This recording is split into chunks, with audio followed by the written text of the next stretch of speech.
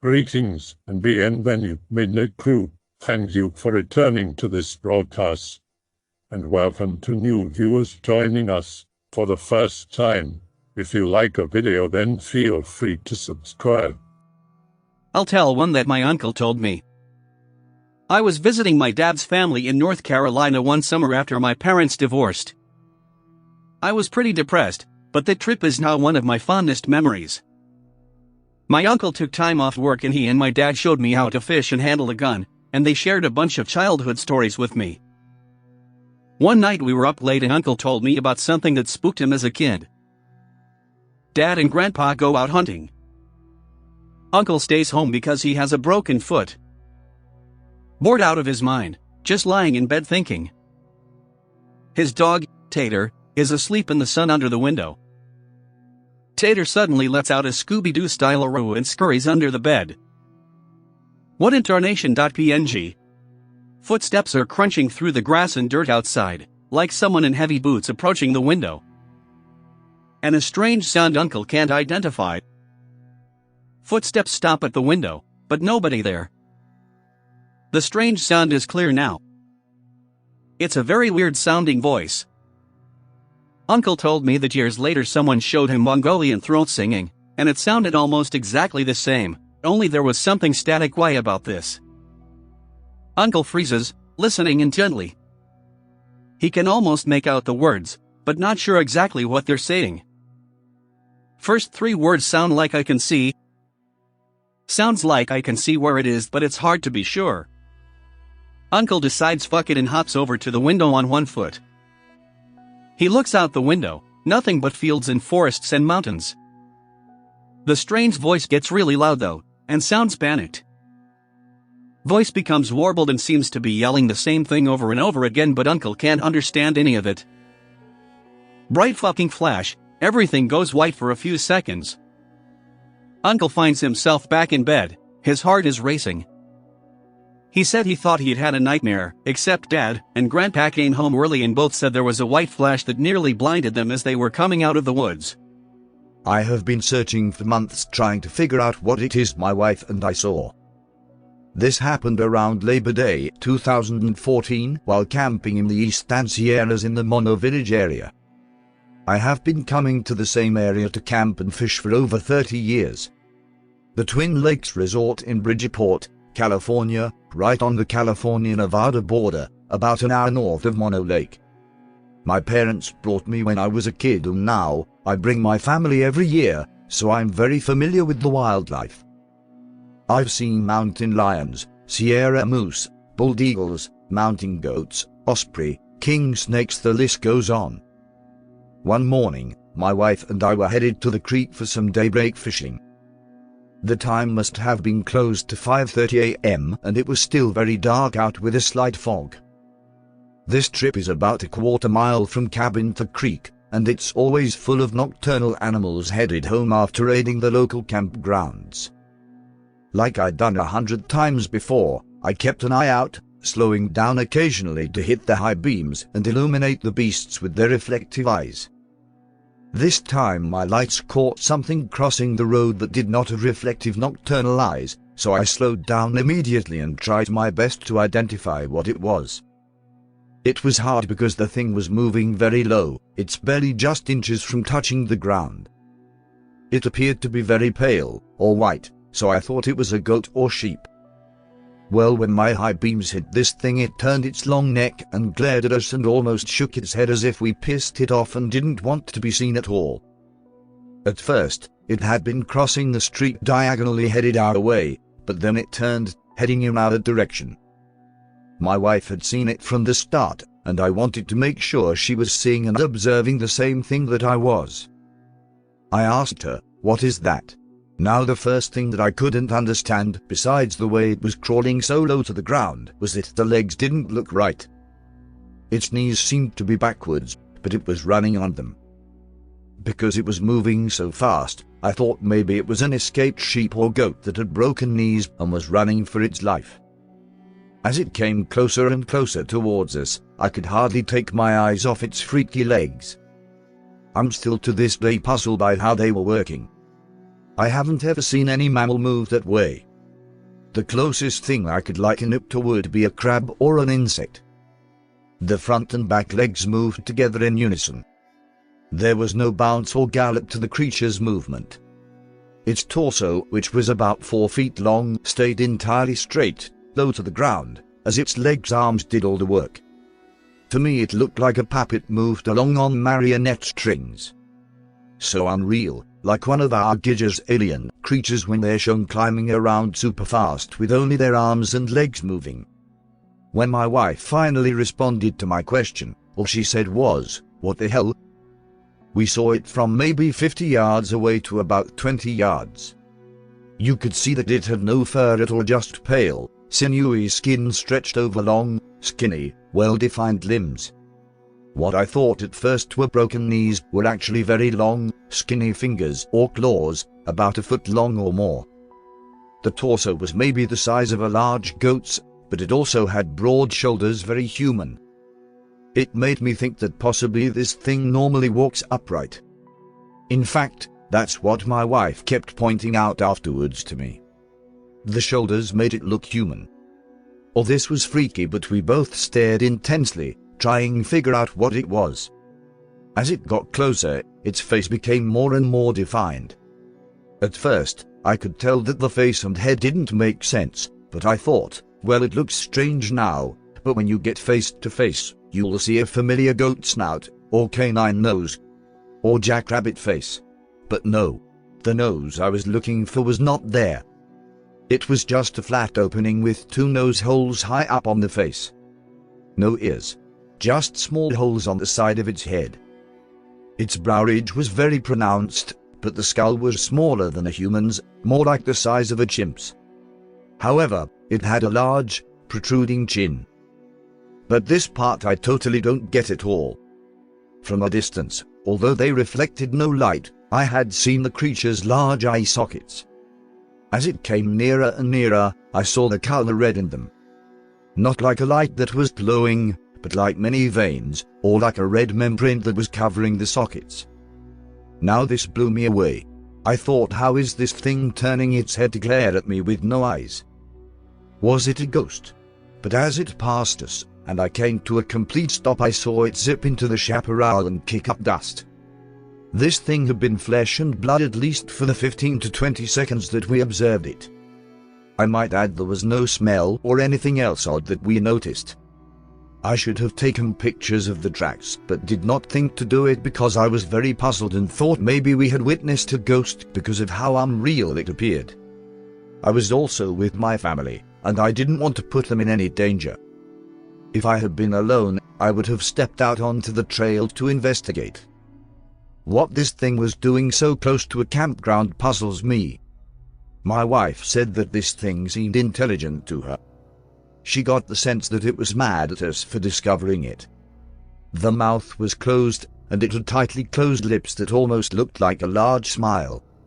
I didn't see any teeth, but its skull was that of the predators, not a prey animal.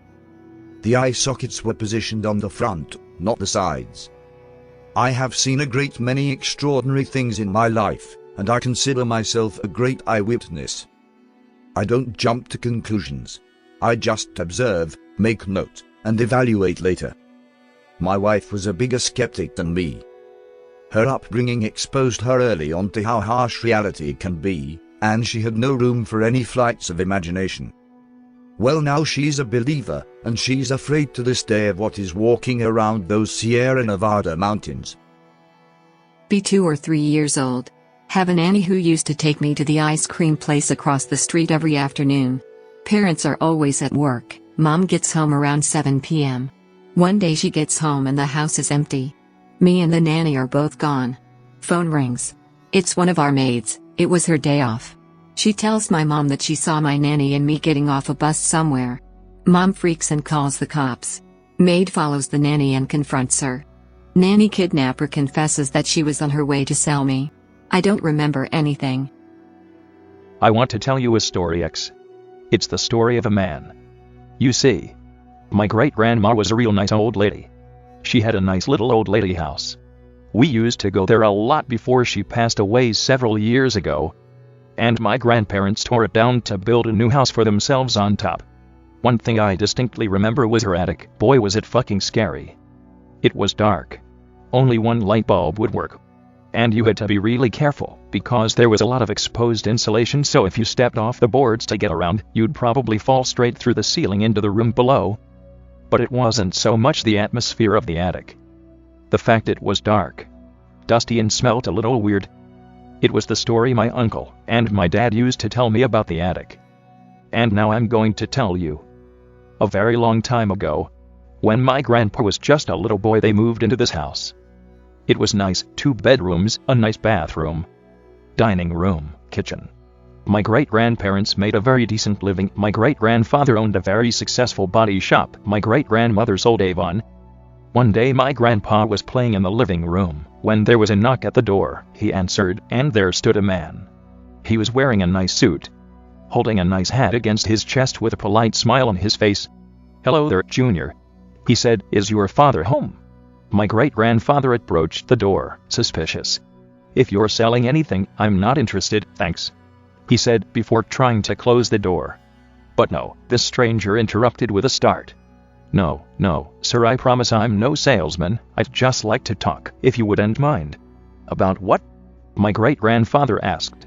"I was wondering if I could take a look in your attic. You see, I used to live here, and it would really bring back some memories." The man was nervous, but my great-grandfather wasn't about to fall for any con man. "Sorry, sir. My wife's about to finish dinner, not interested." So he shut the door and ushered my young grandfather away. A day passed, and it was another hot summer day. My great-grandmother was fixing my grandpa lunch when she heard a knock. "Wallace, could you get the door?" she called to great-grandpa, who sighed and obeyed his wife. It was the man again. "Now see here, mister. I already told you. I don't want some stranger in my house. You leave me and my family alone before you upset my son and wife. And if you upset my son and wife, I think there's going to be some trouble. Please, sir," the man pleaded, wringing his hands.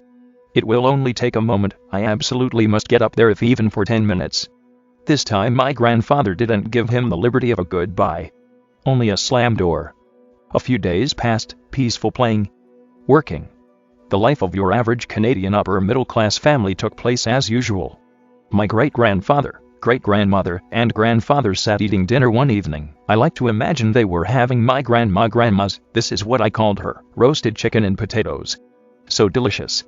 But I digress. Again, a knock at the door. It sounded important. I swear, if it's that son of a bitch asking to get in our attic again, I'll be tuning his clock, but good. My great-grandpa muttered, getting up. "Wallace, please. Nothing in front of little Jim." My great-grandmother cried. It was the man, again. He was not, however, alone. He was with another man who looked similar. "Now, sir, before you chase us away, please understand we're brothers, and we absolutely must speak with you," he said before my great-grandfather could curse him out. Up and down. "Well, spit it out then, man. Now you've gone and interrupted my supper after a long day's work, and this had better be good," my grandfather threatened. "Tell me, sir, have you ever heard strange noises in your house? Scratching, shuffling, maybe even light moaning from your attic?" the new man asked calmly. My grandfather turned stone cold. His son, my grandpa, had often whined of scratching and other sounds, to which both his parents attributed to maybe mice. "Maybe we have. Maybe we haven't. Why do you ask?" he answered coolly, crossing his arms. The men at the door exchanged worried glances. "If only you'd let us come up to your attic." "You could come if you like, but it would be better if you told your son to go to his room, your wife to the kitchen, and for us men to go upstairs." So my great-grandfather told my grandpa to go play, asked his wife to clear the table, and led the men up into the dark attic. They used it for only storage. There were no real reasons to come up here. Ever. The two men looked around. They knock on the wood of the walls in the attic in various different spots. Knock knock. Hollow. Knock knock. Hollow. Knock knock. Not hollow. My grandfather froze as they nodded at one another before turning to my great-grandfather. "Now, sir, please believe us when we say we'll pay for any damages that need to be fixed. And that what we're about to do may be very shocking, maybe even frightening to you. So, you may very well not want to see what's about to happen." My great-grandfather pondered right then and there about turning his heel and waiting downstairs. But no, he had to be the man, and stay for his family's sake. Go ahead then, what's in there? He asked. He wished he hadn't. The two men pulled at the boards, peeling away the old wood fairly easily. My great-grandfather felt vicious bile build in his stomach and throat. The smell. Oh God, the smell. His body was frail and gnarled. His skin was a ghostly white, his bare teeth yellow as freshly boiled sweet corn. His eyes were open, glazed over and staring. The pupils were milky, he was blind. The white were barely that, instead they were bloodshot to a point that was almost unbelievable. His fingernails resembled long, brown talons. Horror filled my great-grandfather, as the two men bowed their heads. "It's him," said one. The other only sighed and covered his nose with his sleeve. This thing, this remnant of a once-living man was dead. But freshly. That was when my great-grandfather had reached his boiling point. Now you had both better explain to me right now just what in God's name is going on here. Is this some sort of sick joke? I ought to blow the brains out of both of you, where you stand. He bellowed. Sam. Go get the blankets from the car, I'll explain.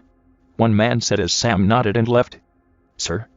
Please understand, we're no monsters, you see, this is our brother. He began fretfully, looking at the mangled creature in the wall. Your brother. You sick sons of bitches locked up your own brother in the wall. My great-grandfather cried out, placing a hand on his queasy stomach. Never. Sir? Never. Said the man. My father just passed, we never even knew this poor boy existed out whole entire lives. My other brother and now it would seem our brother here was born with some sort of mental retardation. Something that my father and mother couldn't handle as parents, so they chose to do the unthinkable rather than face the public with their shame. He explained, motioning for the shell of a man. Mind you, this story takes place in a time when something like a mental defect was seen as a terribly embarrassing thing. My grandfather held his head. He looked at the dead man in the attic, then back to the stranger. Get this thing out of my house, send someone over to patch up your mess, and then never ever come near my family again. You hear me? He ordered. You can rely on that, sir. We had not wanted to bother you in the first place, but we couldn't sleep at night knowing some poor family was stuck with him living up in your walls, you see. He probably was sucking the moisture from the ceiling and eating bugs and mold, I would think. It's amazing he could have survived. My grandfather solemnly said nothing.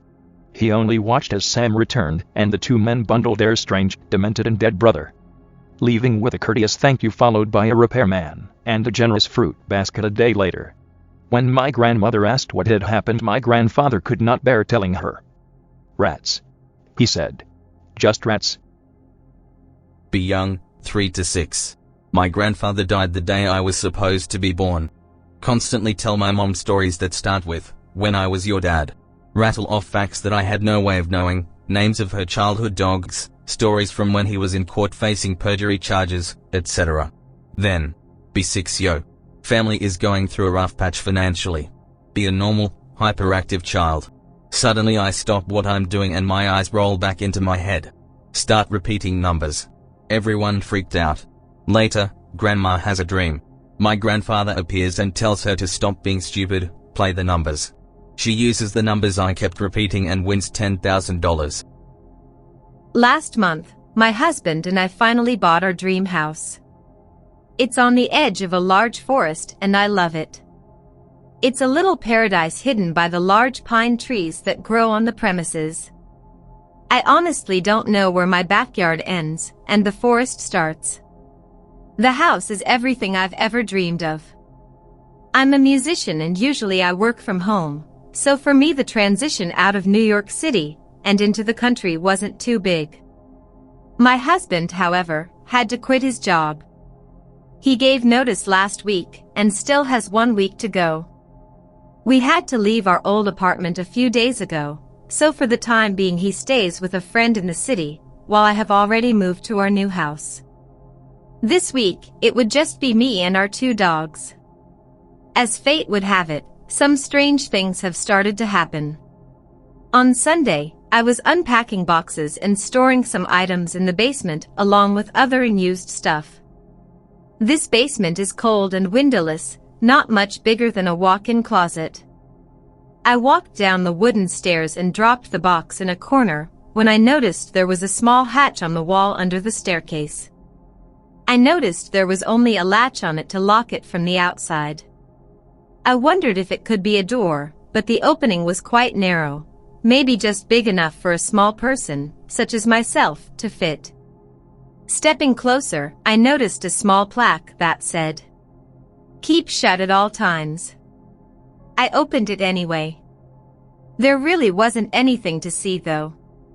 It was dark inside and the light from the basement was way too dim to light it at all. From inside came a clicking or snapping kind of noise. Not rhythmic, but consistent. I thought it maybe was some type of machine.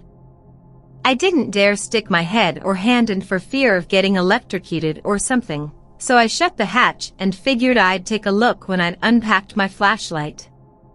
The following days, things got pretty weird. On Monday the dogs were going nuts. As soon as the first one stopped barking, the other would start again.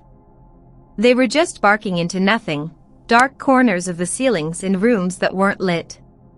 Tuesday the dogs had settled down, but that night, while making dinner, I heard the same clicking that I had heard coming from the space behind the hatch.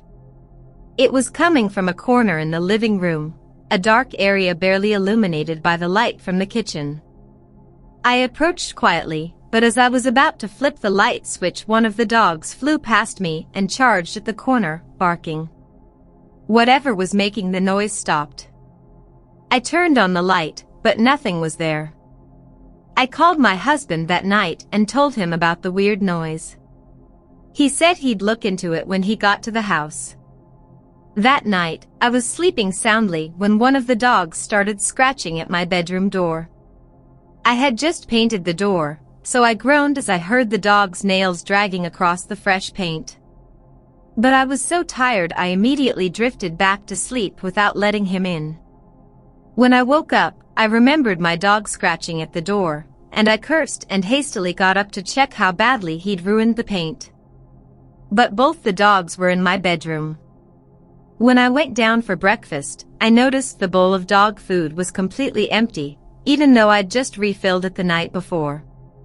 I called my husband that evening and told him I thought we had an infestation of some sort. You might think that I would have been scared at this point, but I hadn't quite connected the dots.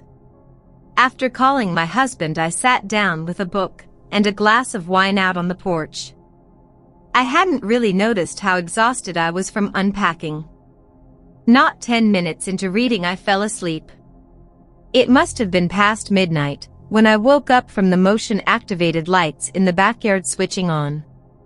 Half asleep, I turned to look, and what I saw shocked me wide awake. About 30 feet away stood a tall, slender figure hunched over, seeming to drink from the bird bath in the garden. For a few seconds I just sat there, frozen in fear, watching the figure drink. It had long, thin limbs, and its skin was pitch black. It was like a shadow that just rose from the pavement and became a person. Then it stopped drinking and lifted its head to look at me, and I was able to make out a mouthful of teeth. Its two clouded gray eyes looked right at me, and for a second I thought it intended to attack. But the figure just backed away into the darkness, where it became immediately invisible. The leaves rustled, farther and farther into the woods, and it was gone. I ran inside and locked myself and the dogs in the bathroom until sunrise.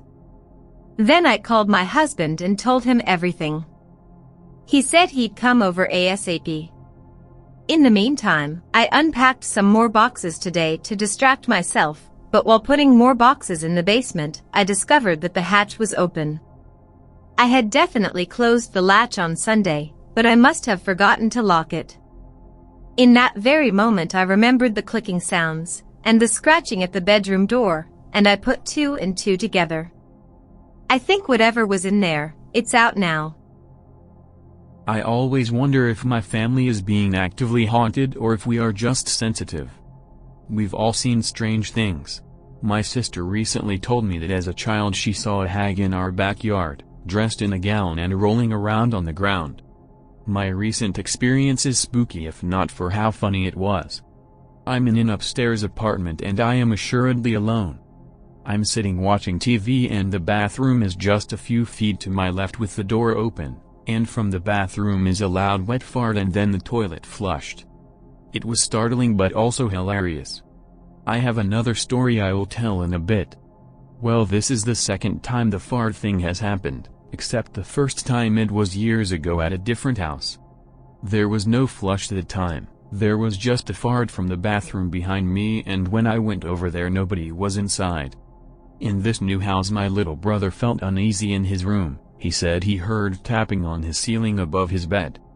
And when we eventually added another floor to the house, we found his room has a crawl space above it, only accessible from a ceiling access panel in his closet.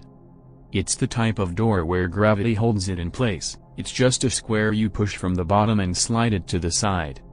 These days every so often the panel is open even though nobody uses it. In fact, it's actually inaccessible without moving a bunch of boxes in the closet out of the way. I'll spin you a tale about my time in Japan. If you're familiar with the streets of Tokyo, there are labyrinths of narrow back alleys. They are lit however poorly. It was an October evening, which in Japan is not particularly cold yet, and it was raining lightly. Around 3 a.m. I'm exploring the alleyways. This one is nicely paved with bricks. When I turn a corner there is a figure walking towards me. It was a crooked man with a twisted spine. In the conditions I couldn't make out any details of his face as he hobbled in my direction with stiff jerking motions, starting and stopping, moving erratically from side to side but constant in my direction. I noped the heck out of there as fast as I could. I didn't stick around to find out what would happen if we crossed paths. There are a few mild paranormal things I've experienced, but I'll start with the spookiest. Be me, about 6 or 7. Older sister, about 14, has friends over to the house a lot. Some girls, some guys. I absolutely hate one of the guys. From the first time I meet him he always creeps me out, hate talking to him. No reason at all for this, he seems perfectly friendly, a little awkward, typical teen. Starts dating my sister and I'm terrified every day. Have nightmares about him killing me in my bed, or killing other people, killing my sister, etc. Try to tell parents but they just think I'm jealous/protective of my sister, think it's cute. One day he comes over before school to eat breakfast with sister, not unusual. I randomly decide to look in his backpack while he's not around. Never done this before, no reason to do it now. I find a handgun. Show my mom and she fucking screams, calls the cops and the dude's parents in that order. Seems he stole his dad's gun, they're horrified. Cops find a note in his bag, guy was planning to murder/suicide his bullies at school. The note is dated that fucking day. He literally sat at my kitchen table with my family knowing he was going to do this shit. When it all dies down, parents and sister want to know how I knew about the gun. Did he tell you about this plan? Is that why you didn't like him? Is that how you knew to check his bag? Did he show you the gun before? Lie and say I always poked around in the older kids' backpacks when they visited, just got lucky. Don't tell them about my nightmares or that I didn't have a reason to look there. Since it happened I've reasoned some of it away, maybe I just sensed some sort of bad intentions from him and didn't know how to process it. Maybe he actually took the gun to school every day and just rewrote the letter every time he chickened out. Maybe I noticed him being twitchy and protective about his bag, although I have no memory of this. But the dreams and the timing and everything really made me believe I was psychic for a while, that ID tapped into his mind or saw the future somehow. Glad it happened anyway. First time poster. Not much of a writer. Story is not so much paranormal but I feel like it belongs here. Be me. Working for a large graphics installation company that sends me out to peel old graphics off of a grocery store's windows. Store is in Globe, Arizona. I am from Phoenix, Arizona, a neighboring city. Find this out the morning I clock in. Assholes. My mother was raised in this town back in the 80s. From what she tells me about Globe, it's an old mining town that has degraded over the years due to meth. It's basically a shithole, Sorry if that offends you.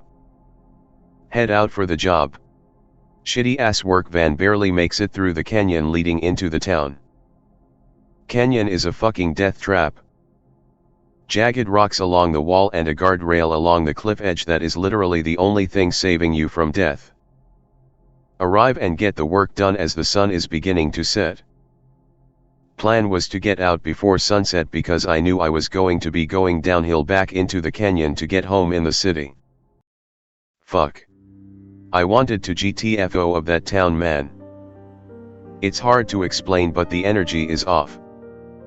Encounters with the locals have me on edge the whole time I'm working. People are just lost in that place. It's sad, but it's just the reality of the town. Pack up van and head out. Heading towards the canyon part of the interstate I've been dreading. Something doesn't feel right in my chest. Lifted pickup truck flies past me, cutting me off using the oncoming traffic lane. Asshole. Keep driving down into the canyon, going the limit and taking my time on the turns. My van is a total piece of shit, so I really can't go much faster. Oncoming cars are flashing their high beams at me as they pass, signaling there is something going on ahead. I come to a complete stop. 2 cars ahead of me is a small compact SUV literally smashed head on into the side of cliff. Smoke and the smell of gasoline are strong. Apparently before I had arrived the SUV caught fire. I see lifted truck asshole parked in front of the wreck. He has a fire extinguisher in hand and is putting it back into the bed of his truck. As I get out of my van, the 2 people in front of me are already handling the victim of the accident. They have her laid down in one of their laps, trying to calm her down. Because this is a 2-lane interstate, traffic begins to back up behind our parked vehicles. The woman is in hysterics, mumbling incoherently.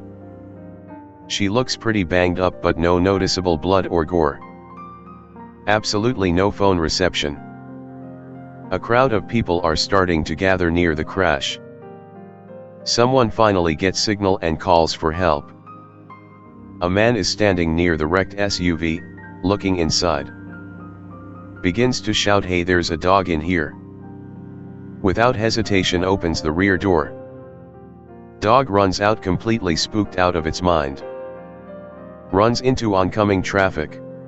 Gets smashed by an oncoming car not even 3 seconds after the door was opened for it. I can't make this up. Car keeps heading through, can't even stop because of the chaos in this tight area between a cliff and a guardrail. Everyone is just fucking wide-eyed at this point. Dude who opened door for dog is noticeably shaken. Stammering his words. Apologizing for something any of us would have done if we saw the dog. Drags dog to our side of the road. It's completely dead. Poor dog. Woman is still hysterical. Yelling in pain, incoherent. My head begins throbbing out of nowhere. Sudden urge that I need to get out of here. About 10 minutes later the police arrive and start directing us out.